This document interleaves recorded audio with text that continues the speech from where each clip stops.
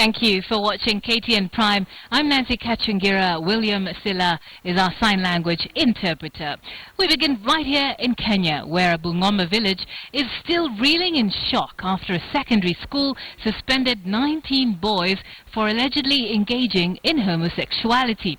Our Bungoma correspondent Robert Wanyonyi now reports on a story that has caused panic among parents in Bungoma County. The 19 students of St. Mary's Kibabi High School in Bungoma County have hit the headlines with what locals here consider a very embarrassing turn of events. According to the principal Matthews Namunwa, the allegation that the students were engaged in homosexuality hit him like a thunderbolt. Ni tuhuma tu, bado jambo hilo linachunguzwa na walimu, na wale ambao watapatikana hawana hatia bila shaka watarudi shule na kuendelea na masomo kama kawaida. The shocking news forced the school administration to send the affected students home as the news spread like bushfire in the Catholic-sponsored school. I think 2 of them or 3 of the same belong to a particular church out there.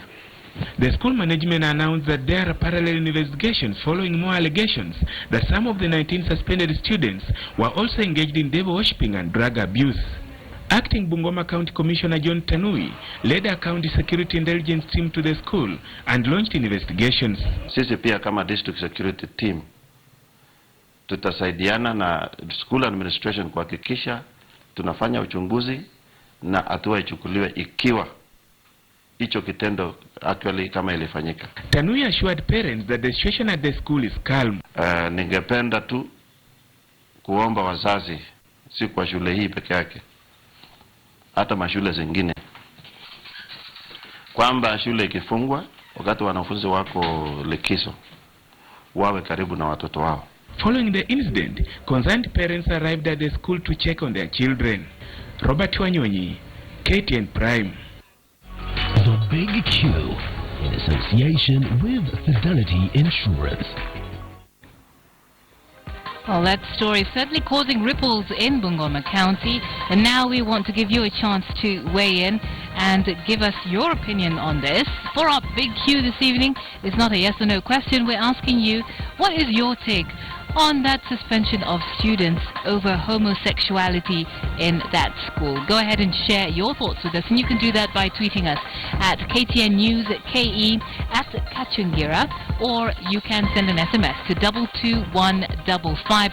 Let's hear what you have to say about that very intriguing story. Our DNA matches our new attitude to make positive change to your lives with everything we do. Welcome to Fidelity Insurance. Insurance you can trust. And the Kenyan government has dismissed a report by the Committee to Protect Journalists, which accuses the government of failing to uphold its commitment to media freedom. Information Cabinet Secretary Dr. Fred Matiang'i dismissed the report as inaccurate, unscientific, and one that is out of touch with reality. The report by CPJ is titled Broken Promises. Rita Tinina tells us more. In mid-April, 2 journalists were injured by GSU officers as they covered the protest by herders at the Galana ADC farm in Tana River County. Later that month, Eldoret-based journalist John Kitui was killed in unclear circumstances. 2 cases that the Committee to Protect Journalists says are a pointer to the lack of commitment by the government to uphold media freedom. In its report titled Broken Promises, the committee says the government has introduced laws that undermine self-regulation and allow for harsh fines and jail terms for journalists who commit perceived aggressions. There is new legislation and proposed new legislation. Together, this has created a sense that journalists are not legally secure, that they can be hauled into court, that they could be legally harassed, that they could face criminal defamation charges. According to the report, there have been at least 19 cases of threats or attacks against the press between January and May this year, 16 of them involving the police or state officials. We've documented about 1 attack a week in the first 6 months of this year, mostly at the county level, journalists covering regional issues. There have been a series of attacks, some fairly serious, some very serious, and there's been really a lack of investigation, a lack of support for these journalists. So journalists feel legally and physically vulnerable, and that's creating an environment in which the Kenyan people are not fully served by the media because journalists are afraid to report on certain sensitive issues. The government has rubbished the report. It's a bunch of gossip, nothing you could not collect from some fireside pretzels.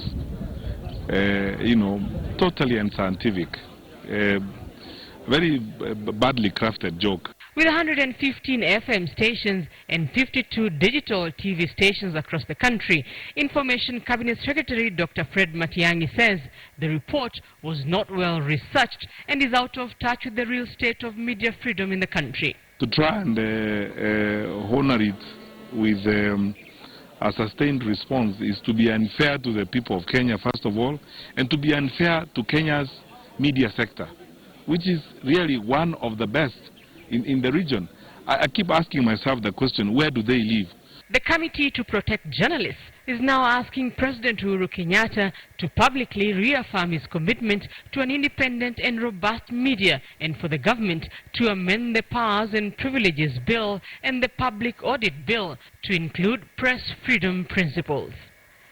Rita Tinina, KTN. Well, related to that story, journalists in Kenya have always faced different threats while covering stories, but now it's becoming even more dangerous for those journalists that are based outside Nairobi County. While attempting to expose corrupt activities in counties, journalists have been beaten, arrested, and at times killed. Our Kakamega-based reporter Dorcas Wangira spoke to colleagues who were recently arrested for doing their job.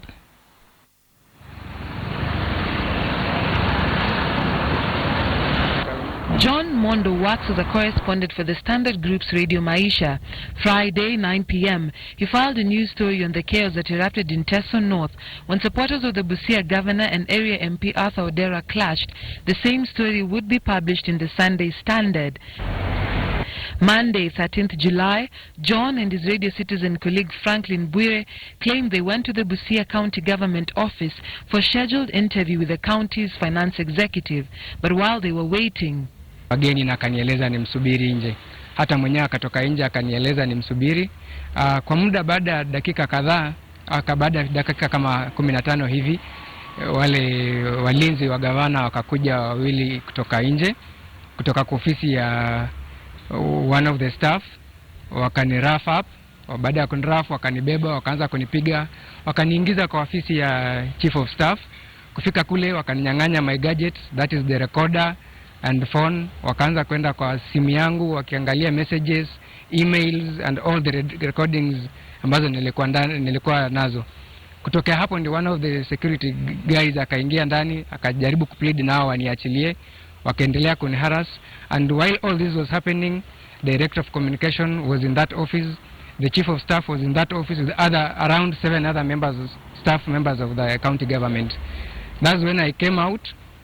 Wakati niliachiliwa, nikaenda nikaeleza my colleague from Citizen Radio, nikamuelezea what had happened. Wakati alikuwa anajaribu kwenda kumuona waziri wa fedha pia kujaribu kuelezea kwa nini alituita tuwe naye interview, and then baadaye tunapigwa pia, naye akaanza kupigwa bila kuuliza jambo lolote. Hapo ndio tulifanya, na tukatoka hapo tukaenda katika kituo cha polisi cha Busia kupiga ripoti, na pia tukaenda hospitali kwa matibabu. Kwa sasa hivi tumeachia polisi wafuatilie, na kitu ambacho sisi tunaomba ni kuwa haki tendeke, kwa maana hata saa hizi tumeogopa kufanya kazi. First of all, we don't have the security guys who can actually protect us whenever we go to cover such functions or whenever we write stories.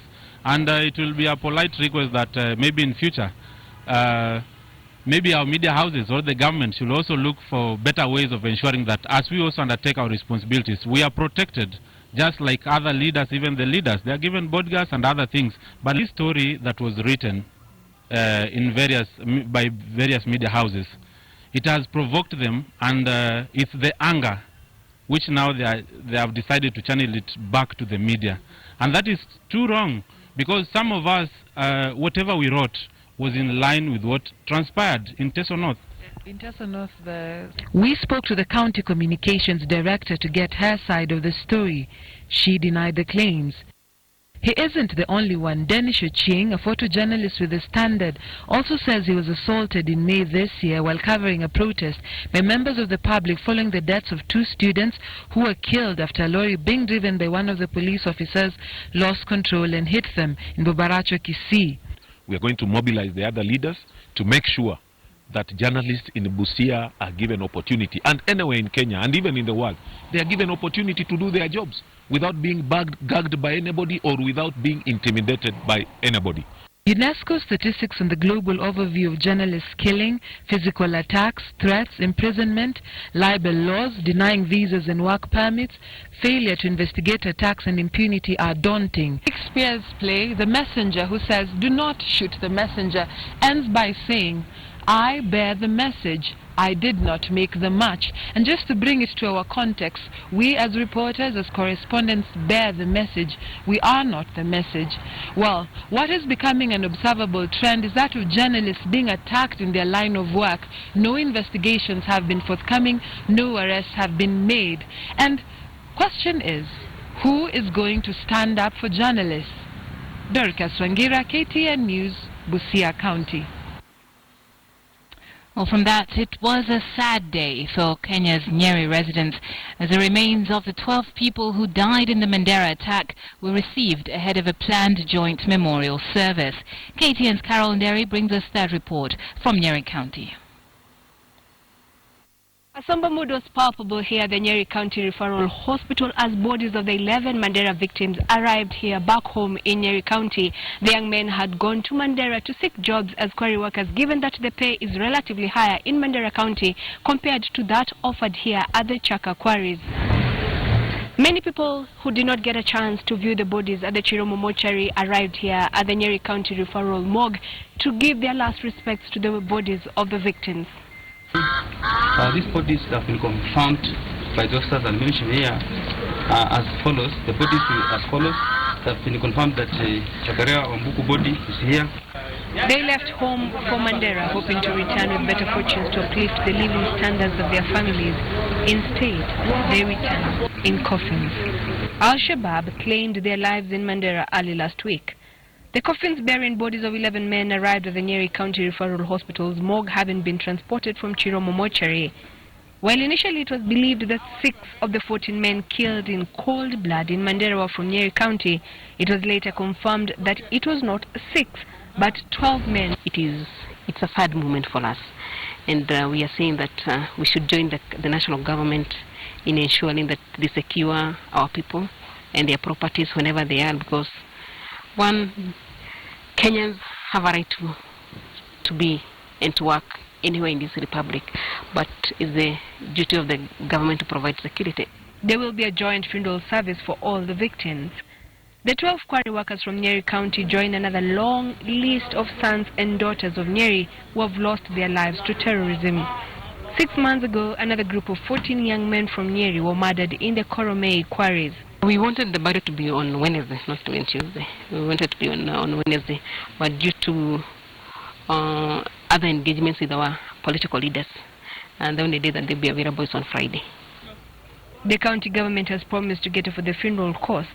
It had also promised earlier on to seek alternative avenues through which the young men who are in quarries can find economic sustenance as well as improve the working conditions in the Chaka quarries.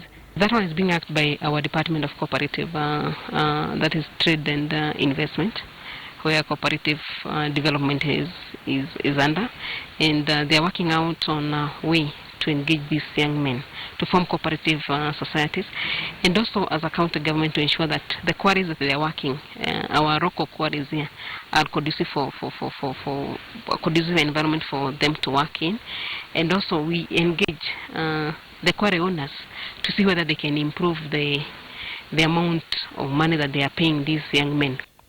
The bodies will remain here at the Nyeri County Referral Hospital's mortuary before funeral service that will be held on Friday at the Chaka Stadium. Most of the victims hailed from Chaka, and thereafter the individual families will pick the bodies to take them to their final resting places in their homes.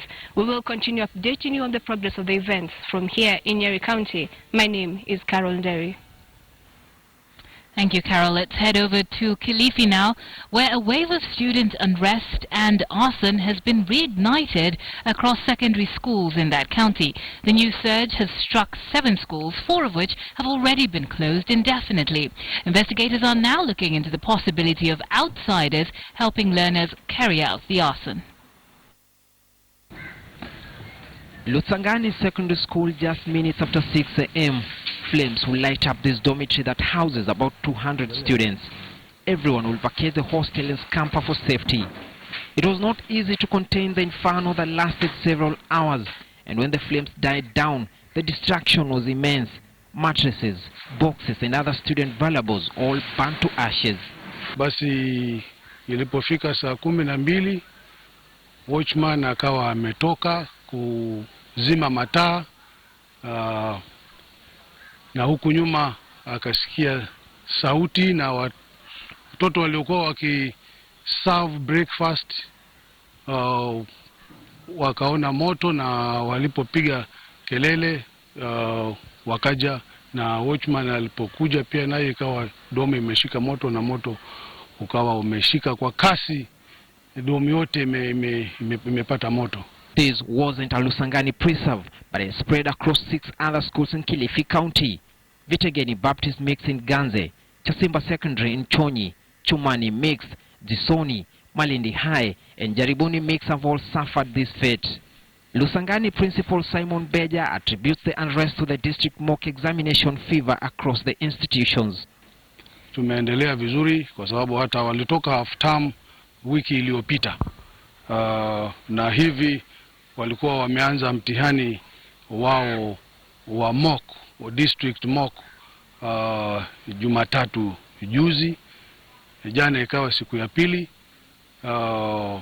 Kwa hivyo hatujafahamu hasa ni nini, lakini kwa sababu tunaona ni shule nyingi zimeanza kupata shida hii, tunaona huende ikawa inahusiana na wanafunzi kutotaka kufanya huo mtihani wa mock. School authorities and police suspect some students could have coordinated the wave of arson through cell phones in league with outsiders. However, no one has been reported hurt during the fire incidents. Hivi sasa tayari tuna changamoto kwa sababu wanafunzi 200 ikiwa hawana mahali pa kulala, itabidi na ule mtafaruku ambao huko, tumezungumza na watu wa elimu na wameona afadhali tuanze kuwatoa kwa muda ili waende wakatue kidogo, kisha baadaye tuwaite, nasi tutakuwa tumejipanga jinsi ya kuwa accommodate. KTN has learned that 3 female students have been arrested for the burning at one of the schools. This as investigation gets underway. Meanwhile, 4 schools have been closed indefinitely as police try to unravel the mystery. Francis Ontomwa, KTN News, Kilifi. This one will tug at your heartstrings. 5 months ago, little Precious Favor Ooko came into the world in the village of Obisa in Oyugis Town, Homa Bay County. However, the little girl cannot breathe through her nostrils as they are completely blocked. KTN's Victor Gale tells her story.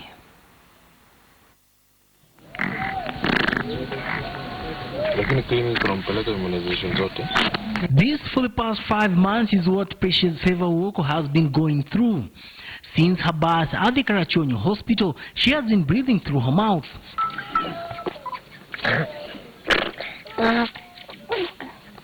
During breastfeeding, she normally has to pause as the very mouth is also used in breathing. But unaona mwingine mtoto wake ako vizuri, unasema maybe you are the reason mtoto wako mgonjwa. Sasa wanajichukia sana. Precious' mother, Violet Atieno, and her husband, Felix Ouma, sought help at the Kisii County Hospital before being referred to Jaramogi Oginga Odinga Referral Hospital in Kisumu. So alitupea booking.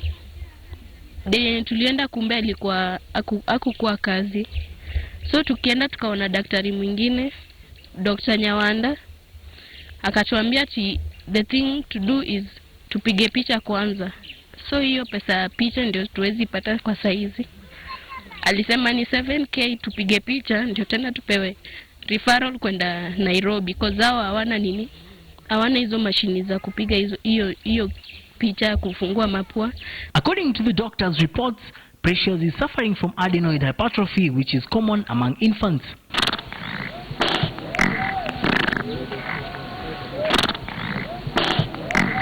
Mimi pia najua salon, but nilikuwa nimepeleka operation ya mtoto. Sasa kwa saizi sifanya kazi kwa bado sijapona. For now, Violet's dream is how to raise money for X-ray so that her child's health can be restored. Victor Ogale, KTN, in the county of Homa Bay. East Africa, as we said, continues to grapple with poaching, and we're never too sure whether it's a celebration or a victory when ivory is impounded. Let's go to that case at Entebbe yesterday and hear the details from a reporter in our partner station in Uganda, NBS. Margaret Kasumba, the law enforcement chief in Uganda Wildlife Authority, told the press that the operation was carried out after tip-off from intelligence of some unscrupulous persons plotting to smuggle ivory via Entebbe airport. She decried the weak laws, saying often they intercept smugglers. However, whenever they are aligned in court, the penalties given are light, thus abetting the crime. She beckoned Parliament to enact strict laws which will act as a determinant to people who use Uganda as a smuggling route.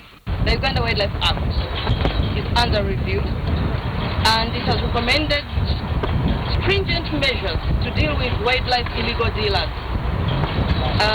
You realize that when that law is finally finalized, it provides for so much money for one to pay as fine if you've been arrested. The ivory intercepted weighed over 1,000 kilograms, estimated to be worth 5 billion Ugandan shillings. This story was compiled by Sunday Sevagala, NBS Sunset. Let's continue to focus on the region. UN Secretary General Ban Ki-moon is asking the two clashing sides in the South Sudan crisis to end the war in that country. Ban Ki-moon spoke in Addis Ababa, where he urged leaders to help Africa's youngest nation get back on track. Across the vast land of Africa's newest nation, despair, displacement, and an ongoing war. The UN chief says enough is enough. The conflict in South Sudan must stop. Today, I repeat my call again to President Salva Kiir and the former Vice President Dr. Riek Machar to give up war for the sake of the people and for the future of South Sudan. Ban Ki-moon is frustrated because only in February this year, right here in Addis Ababa, the two leaders at the center of the conflict signed what was meant to end the war. But 5 months on, the killings continue. And the humanitarian crisis is getting worse. True leadership means making compromises. It means stopping the fighting, stopping the killing and raping, stopping the destruction of the country. Peace in South Sudan also requires support from its neighbors. I urge President Museveni and President Bashir to use their influence on the parties to help end this conflict. The African Union is urging the parties to get back to the negotiating table. As soon as possible, the mediation should start again, and hopefully press on the two sides to get to an agreement for the sake of the people of Sudan, of South Sudan. The conflict that erupted in December of 2013 has left in its wake at least 10,000 people dead and up to 1.5 million others displaced. Jogeo, KTN News. And now to Tanzania, where political temperatures are rising following the conclusion of the Chama cha Mapinduzi presidential nominations. The newly crowned CCM candidate John Magufuli held his first rally amid fears that the grand old party may be split. Magufuli beat more than 20 other candidates to clinch the CCM ticket. Opinion remains divided on whether the losing candidates have enough muscle to mount a challenge outside the party. The opposition has been gearing up for its nomination, which it claims will produce a joint candidate. Magufuli says he wants to focus on uniting the party in order to secure victory in the October 25th general election.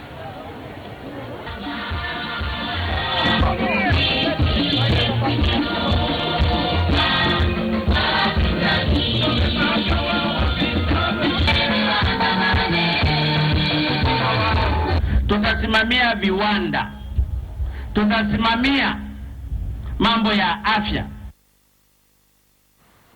Well, remember, this evening on our Big Q, we asked you to comment on that story about 19 boys who had been suspended from their school in Bungoma County over allegations of homosexuality. Let's take a look at what you're saying. Johnston Mainya, you say, so sad indeed.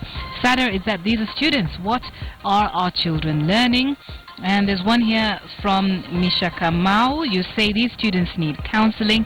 Suspending them is not enough. Edwin Masharia, you say, it's not the solution. They should know why the students are engaging in the act. Is it the wrong upbringing?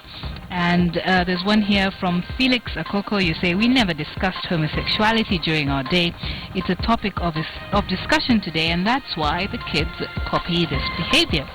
Well, do go ahead and add your voice to this conversation. And you can do that by sending us a tweet at KTN News KE, at Catching Your Up. You can use the hashtag KTN Prime, or if you'd rather send an SMS, you can do that. It's 22155. I'll take a look at some of your SMSs later on in the program.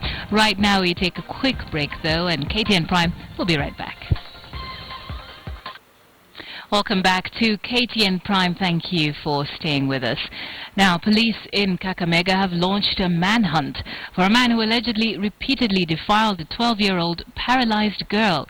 The man who has been the girl's neighbor allegedly went into hiding when the girl's grandmother discovered what was going on. KTN's Dorcas Wangira has that report. Omolema is a Luya word that loosely translates to the one who cannot walk, and such is the fate of this 12-year-old girl who lives in this humble hut in a Sishendo village in Bukura. Her grandmother tells us that 2 months after her birth, she had too much fluid in her head and a subsequent growth in her back. She would never walk, something that made her father leave her and her mother. She also lives here with a younger sister who has to be picked from school.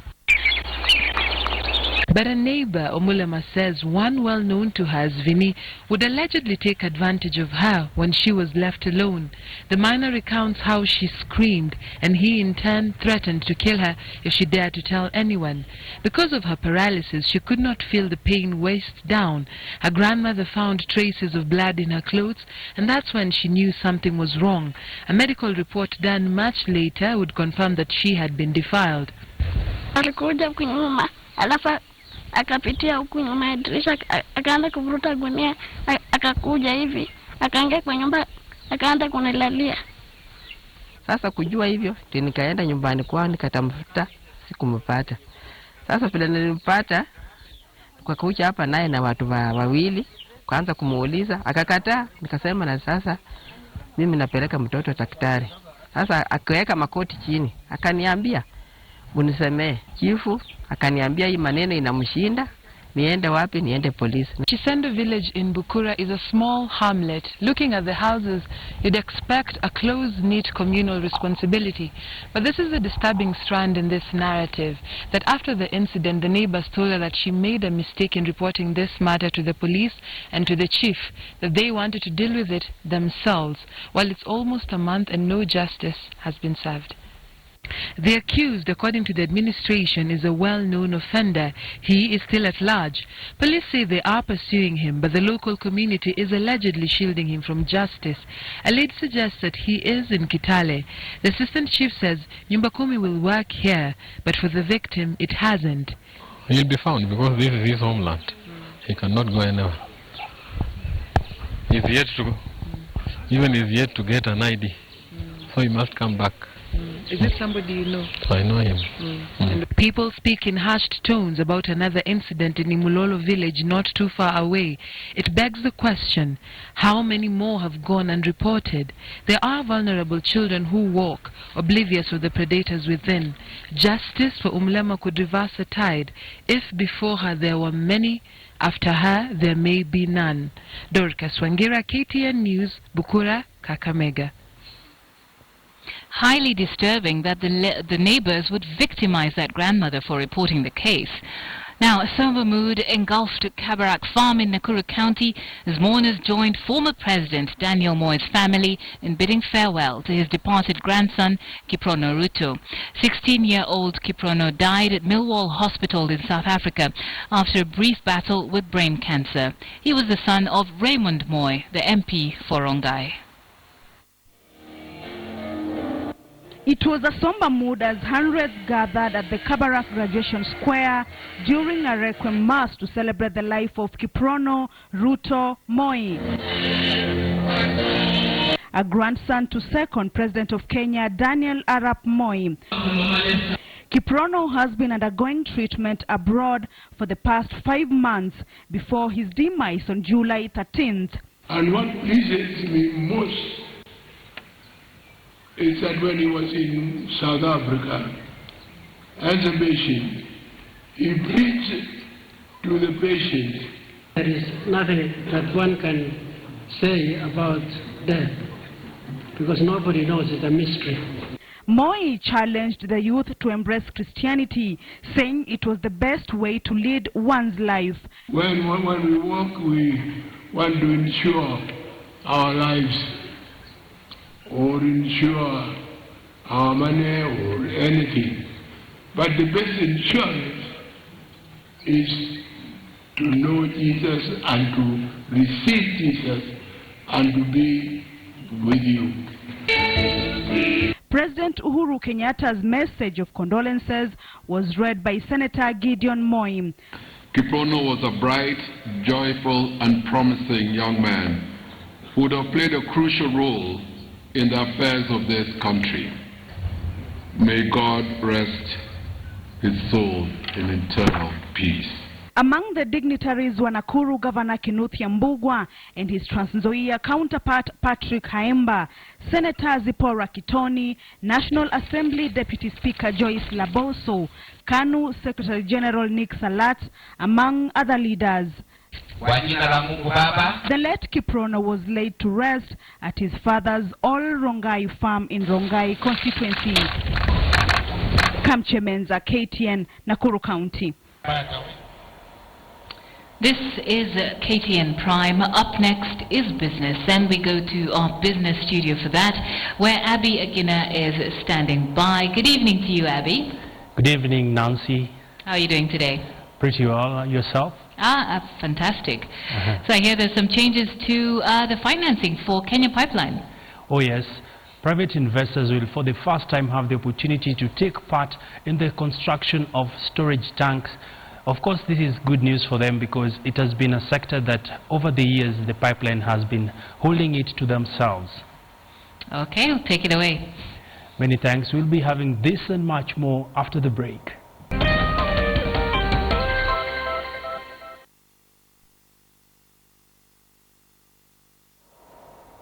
Welcome from wherever you're watching us. Time now to take a look at what's been making headlines in the world of business. My name is Abi Agina.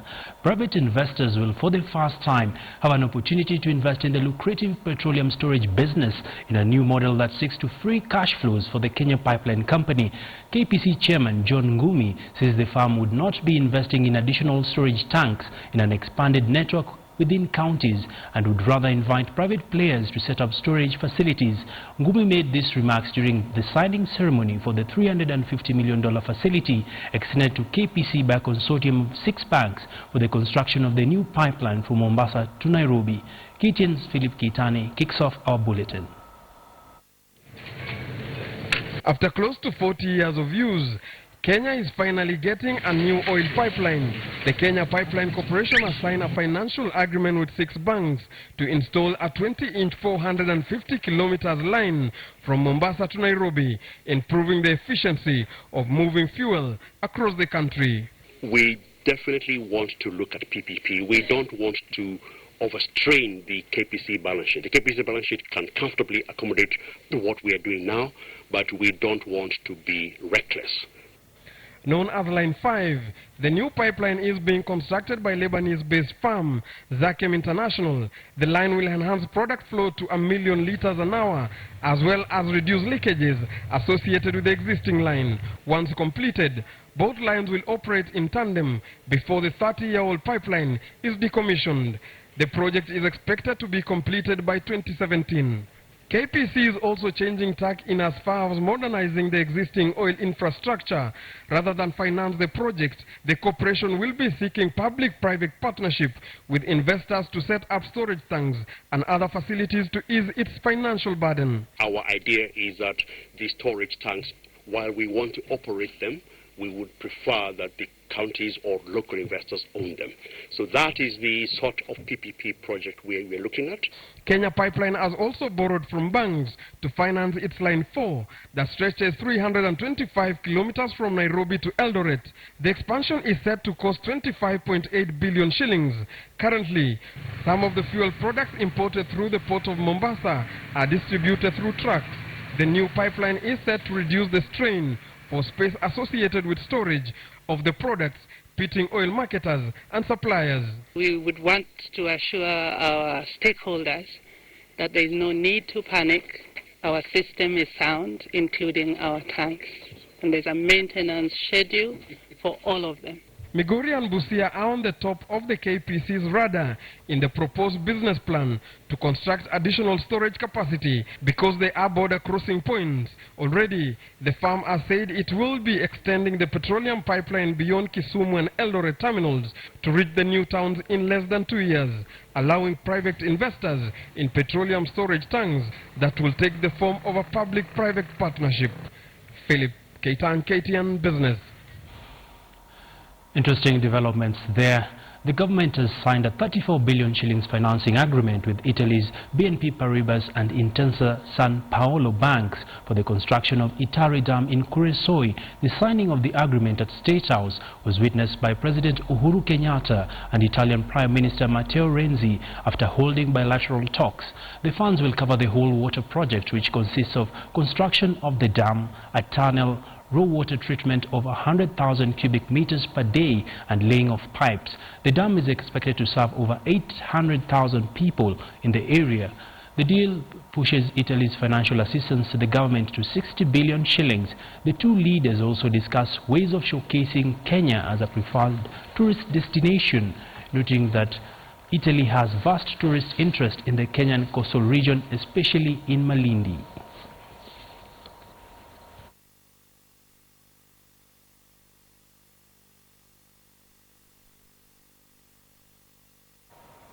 Time now for the adventurer. When we talk construction and housing, the concept of a container house is often not a priority. But would you be comfortable living in what was once a cargo container? Tonight we take a look into containerized housing in Nairobi in this week's episode of The Adventurer with Charles Gitonga.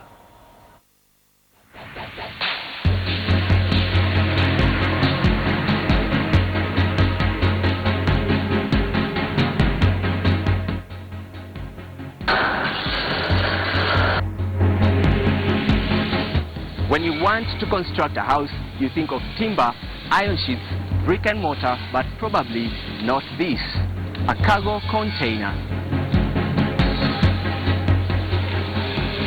My name is Joseph Mutie Mutua, and Containers Kenya, we started the three of us. So we are in the business of selling containers, adding value to containers, that is fabrication.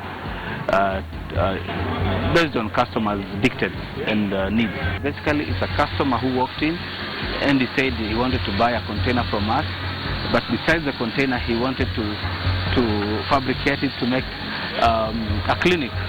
He asked us if we had that capacity, and with the designs that the customer had, We worked on the first assignment, which was fabricating a 20-feet container to make a clinic, which we did successfully. What goes into making a decent house out of these containers? The customer comes with a mental picture, with a concept. What do I want from the container?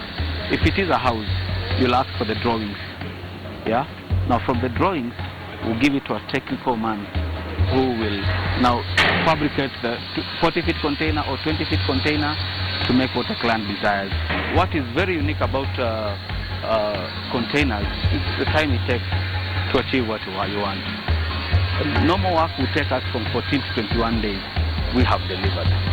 The cost compared to buildings, the costs are far much less. I would say, what would with a container to fabricate to make a 3-bedroom house, it will cost you in the region of 1.5 million. A 1-bedroom house that will be made comfortably from a 1 by 40-foot container, that will cost you 750,000. This is a 40-feet container. From these 40-feet containers, we'll put them 2 containers side by side with a view of fabricating a 3-bedroom house. We'll cut the middle part. This is about 15 feet, yeah, and put them side by side. What you'll be walking through will be the living room. What you're seeing in my extreme right is one of the sitting rooms. The other sitting room will be there at the other end of the container.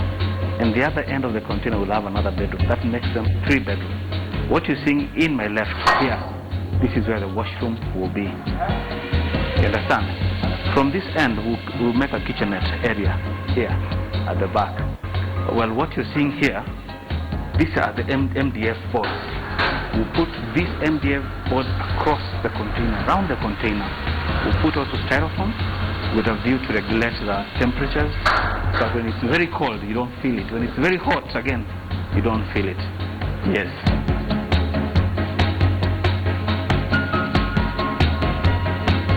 When we started this business, fabrication was never part of our costs, because fabrication is the need of the customer. If a customer comes with the need of fabrication, he will finance for that. Yeah. So our initial finances to start a container was about 200,000. If Kenyans have a mind shift, they accept that you can have a house from a container, and it's not a quote-unquote a Mabati house.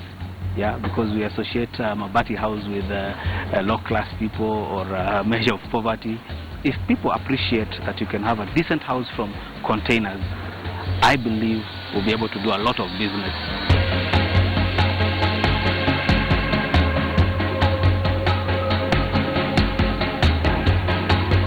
It is what I would call an innovative business, transforming a cargo container into somewhere you can call a home.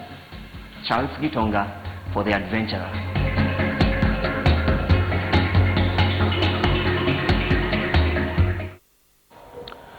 Interesting, the concept of housing, where we're seeing a number of Kenyans struggling to buy a plot of land to construct. Well, it is a valid option. Let's take a look at the financial report. My name is Abi Agina. Let's meet tomorrow, same time, same place.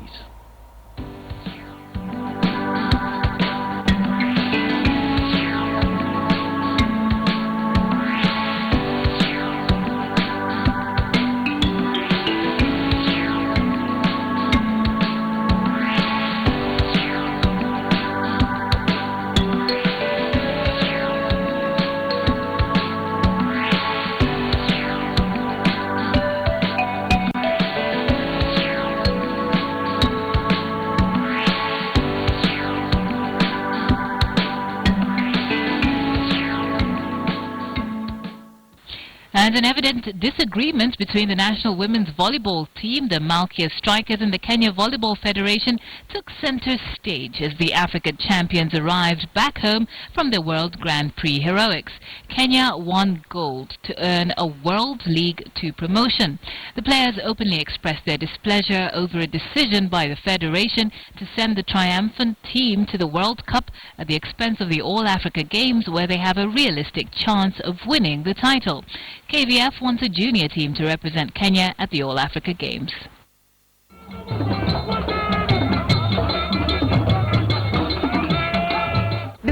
driving home to song and dance of delight following their performance at the World League, where they won gold and got promoted to the level 2. The Africa Queen's arrival home was overshadowed by a disagreement between the Kenya volleyball officials and the senior players.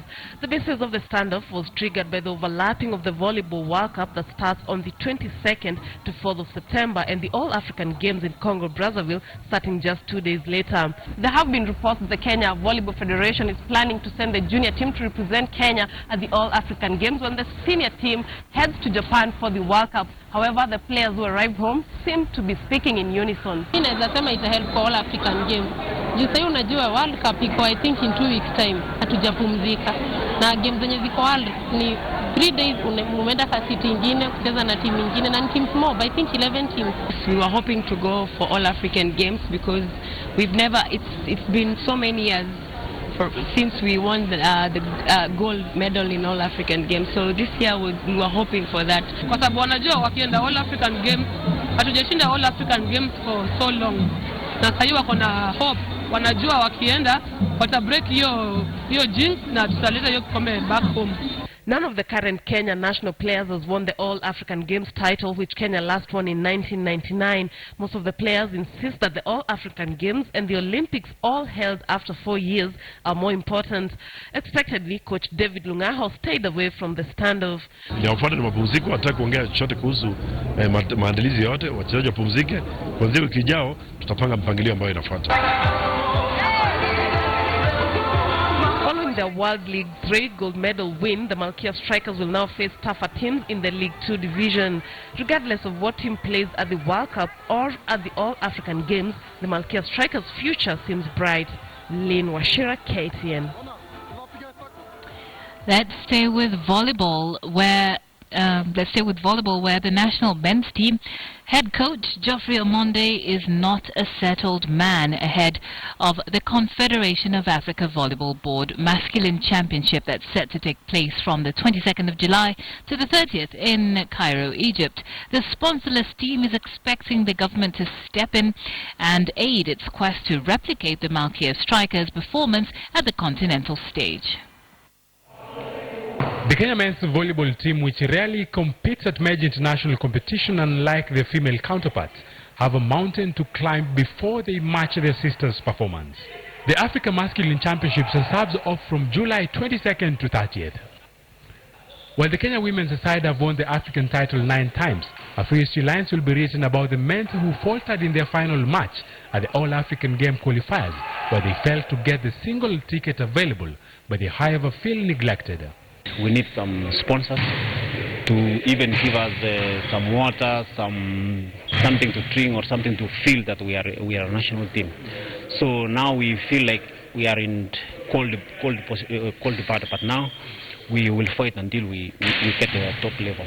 This is a team representing the country. The government should come in seriously with much interest, so that issues of finance, how to pay Kasarani, allowances. Right now we are not even sure where the tickets are.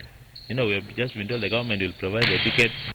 And despite all that, they remain confident that with the aid of the Qatari-based captain Philip Mayo and the assistant of the Kenya Defence Forces setter Elisha Aliwa, who since recovered from an ankle injury, they expect positive results in Egypt. But with less than a week team training for the extravaganza, it will not be an easy task. It's a bit difficult for the players psychologically. And but physically we are okay. Maybe psychologically, but we have talked with the players, with the coaches, and now they have settled down. We'll depart to Egypt and we'll do our best. Timu ya men si ni mbaya, lakini sasa unapata au pia usahau men sana. Host Egypt, who qualified to the finals of the FIVB World Championship, are among the elite opponents Kenya will face. Others are Paul Bitok, coach to Rwanda, who denied Kenya the All-African Games ticket just 2 months ago. We have to sacrifice as a team to also follow the steps of the ladies, despite all the problems that are there. Mauritius, Tunisia and Botswana complete the list of teams who have so far confirmed participation in the event. Moses Wahesi, KTN Sports. With more team do.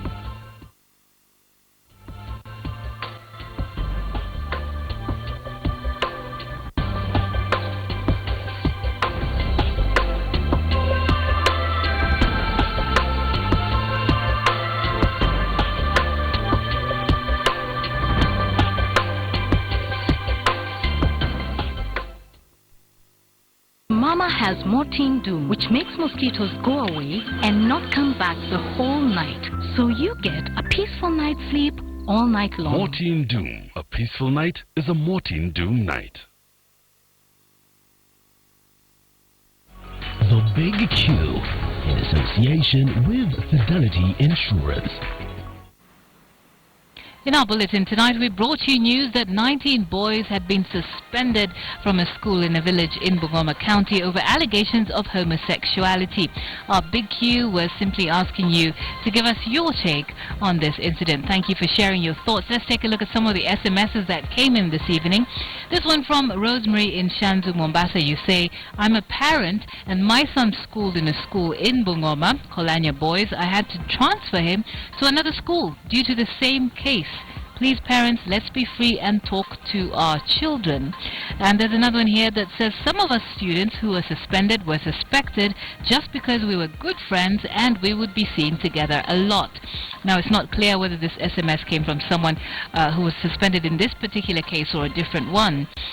James from Eldoret, you say, we are questioning the method that they use to arrive at those to suspend. Calling students into a hall and asking them to write down who they think is practicing homosexuality is wrong, because you can mention anyone that you've disagreed with. And there's one here that says suspending the boys will not solve the problem.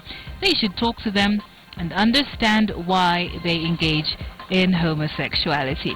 Well, thank you very much for sharing your thoughts with us this evening on that issue. I'll just read a final tweet here. This one from Robert Newton. You say, well, is it an offense for them to really explore their sexuality? And one from Anton Haukwa, you say suspension is not the answer. The school management should address the issue by counseling. Thanks for sharing your thoughts. Our DNA matches our new attitude to make positive change to your lives with everything we do. Welcome to Fidelity Insurance. Insurance you can trust. So that's it for KTN Prime tonight. Thank you so much for having joined us. There was also quite a lot of feedback about the baby girl who had a problem breathing through her nostrils, which were actually blocked. A lot of people asking how they can help.